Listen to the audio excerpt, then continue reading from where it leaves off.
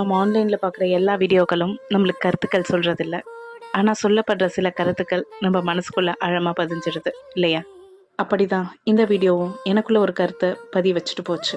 ஒரு வயசானவர் எழுந்ததும் அவர் பொண்ணு கூடயும் பேத்தி கூடயும் இருக்கிற ஃபோட்டோவை பார்க்குறாரு. என்ன நினைச்சாரோ திடீர்னு ஸ்டோர் ரூமுக்குள்ளே போய் அவர் ரொம்ப நாளைக்கு முன்னாடி யூஸ் பண்ண அந்த கெட்டில் பாலை எடுத்துட்டு வர்றாரு.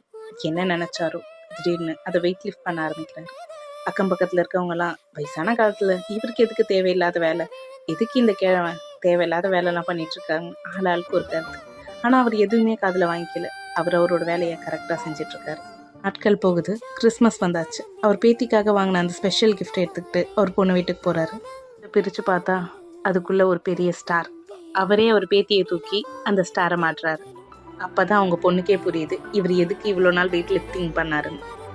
அக்கம் பக்கத்தில் 1000 சொல்லுவாங்க, ஆனால் நமக்கு எது சந்தோஷன்றத நாம தான் முடிவு பண்ணணும்.